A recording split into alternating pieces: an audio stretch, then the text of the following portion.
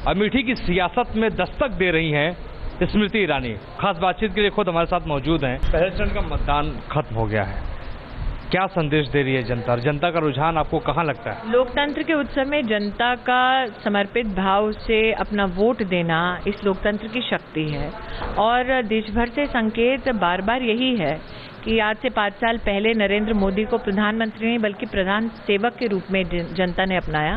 एक बार फिर जनता चाहती है वही सेवक विद्यमान हो दिल्ली में, देश की राजधानी में।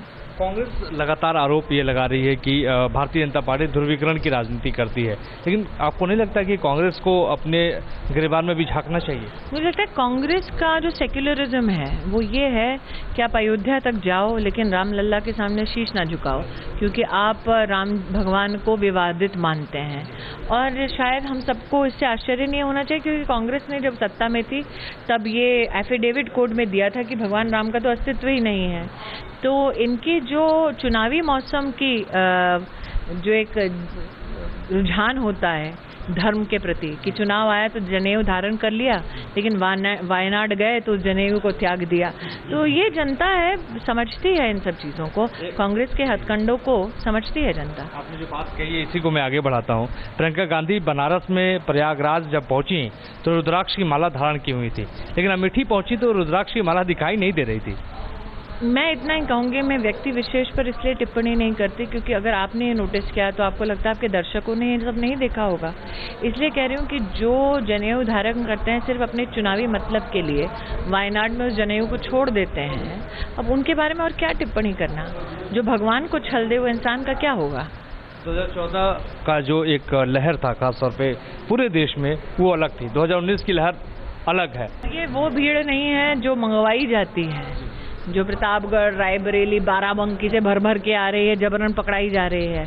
ये कार्यकर्ताओं का जमघट था, भीड़ नहीं थी। फर्क है। कांग्रेस आरोप लगा रही है कि आचार संहिता का उल्लंघन भारतीय जनता पार्टी कर रही है, आप कर रही हैं। मेरा ये मानना है कांग्रेस को अपनी बचकानी हरकतों पर हमें ज़्यादा प्रधान नहीं देना, उनको उनकी बचकानी हरकतें मुबारक। हम पूर्ण निष्ठा से हर बूथ पर जमे हुए हैं ताकि कमल का फूल एक अमेठी से खिलकर प्रधान सेवक के साथ देश की संसद में सेवा दे सके। आप राष्ट्रवाद की बात कर रही हैं, लेकिन कांग्रेस के कई नेता एयर स्ट्राइक पर सवाल उठाते हैं। मैं नौशेरा गया था, एलओसी के पास में गया था, वहाँ पर लोग सवाल पूछते हैं कि आखिर क्यों कांग्रेस एयर स्ट्राइक पर सवाल उठाती है। क्या कहना है आपका? अमेठी की जनता को कैसे समझाएंगे आप? राष्ट्रीय अध्यक्ष स्वयं भारत तेरे टुकड़े होंगे के नारा का समर्थन करता है, उससे आप अपेक्षा करते हैं कि वो राष्ट्रवाद की धारा में जुड़ेगा? एयर स्ट्राइक पे आपको लगता है कि एक बड़ा मुद्दा है अमेठी की? पार्टी ने देश के सेना प्रमुख को गुंडा कहा, कांग्रेस पार्टी के अध्यक्ष ने टुकड़े गैंग का समर्थन दिया, अपने मैनिफेस्टो में लिख कर दे दिया कांग्रेस पार्टी ने कि अगर आप हिंदुस्तान के टुकड़े करने की बात करेंगे तो कांग्रेस का समर्थन आपको प्राप्त होगा। तो क्या कांग्रेस पार्टी से अपेक्षा करते हैं कि राष्ट्रभक्ति से वो ओतप्रोत होंगे? तो आप कोई सबक उनको सिखाइए ना, उनको बताइए। जनता सबक सिखा रही है, 40 तक पहुंचा दिया था 14 में, अब उससे भी नीचे ले जाएगी। अमेठी में जो आपके प्रति लोगों का एक लगाव है 2014 के मुकाबले इस बार मैं देख रहा हूँ कि भीड़ भी आप ज़्यादा जुटा रही हैं, लोगों से मुलाकात कर रही हैं, महिलाओं से मुलाकात कर रही हैं। हम जोड़ते हैं लोगों को दिल से। महिलाओं के प्रति जो आपका रुझान है और महिलाओं का जो आपके प्रति रुझान है 2014 के मुकाबले कुछ ज़्यादा दिखाई दे रहा है, ऐसा क्यों? मैं इतना ही कहूँगी, 14 में जब मैं आई थी तो 20 दिन के अंतराल में हमने कांग्रेस के 80% वोट कम किए थे। 19 से पहले 17 का जो विधानसभा का चुनाव हुआ था उसमें 4 विधानसभा की सीटें भाजपा जीती, 5वीं में भी कांग्रेस की जीत हासिल नहीं हो पाई। हमने कांग्रेस को वहाँ पर हरवाया। ये भी कहना उचित होगा कि अमेठी ने दीदी बनकर मुझे आशीर्वाद दिया है, तो एक बहन के नाते आज जो स्नेह था वो आपको उमड़ते दिखा सड़कों पर। मैं शुरू से आपको देख रहा हूँ, मैंने दिल्ली में भी आपको कवर किया, जब अमेठी आप आई यहाँ भी मैंने कवर किया, जब आप पार्टी की प्रवक्ता थी, पार्टी की तरफ से बोलती थी, उस वक्त से मैंने कवर किया है। नहीं, आज भी आप बोल रही हैं।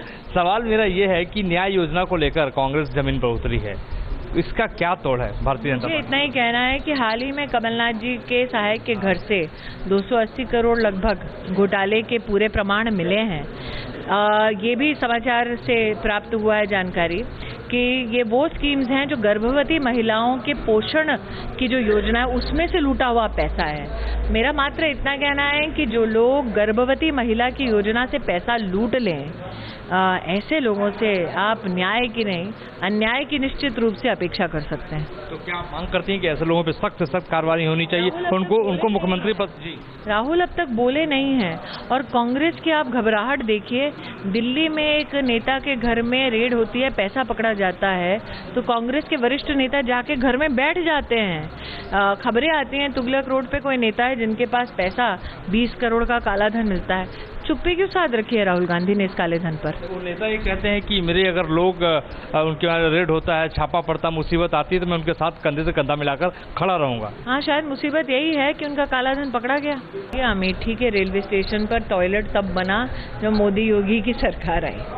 तो जो लोग अपने संसदीय क्षेत्र में रेलवे स्टेशन पर टॉयलेट तक ना बना पाए, उनसे आप कहाँ नरेंद्र मोदी की तुलना कर रहे हैं? 80 करोड़ मतदाताओं को न्यूज नेशन के माध्यम से आप 2019 के लोकसभा चुनाव के मद्देनजर क्या कहेंगे? इतना ही कहूँगी, आपके चैनल में दोनों ही शब्द है, न्यूज है और नेशन है। आप अपने चैनल को नेशन बिल्डिंग में समर्पित रखें, यही मेरी अभिलाषा है। धन्यवाद। बातचीत के लिए स्मृति ईरानी हमारे साथ थी। वीडियो जर्नलिस्ट मुकेश कुमार के साथ मोहित राज दुबे, न्यूज नेशन।